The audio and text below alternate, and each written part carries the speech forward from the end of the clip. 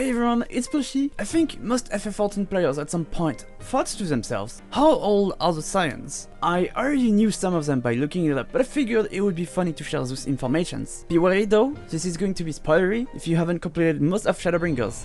How about a little game? Here's a list of some of the Scions. I put a copy in the description of this video. Copy paste the list and put next to their names how old you think they are, and then watch the video and send away to see the results. Trust me, some of them are really surprising. We will start with Thancred. I always thought he was in his late teens because of his edgelord arc, but turns out he's literally 32. Then we have Ul'dah, also known as Liz, who became the leader of the Alamigan resistance, and they are 25. But what about her previous duo, Papalymo? I didn't expect that one, but he was 42 years old. Now, a funny one, while making researches for Yashtola, turns out she claims to be 23. I didn't find official sources on the wiki saying her official age. She claims it.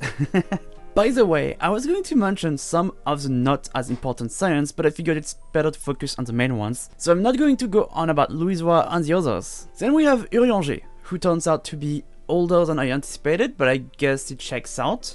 He's 29. Alphinaud is 16, but you won't guess how old is Alisaie. Oh, that's right. 16, never mind.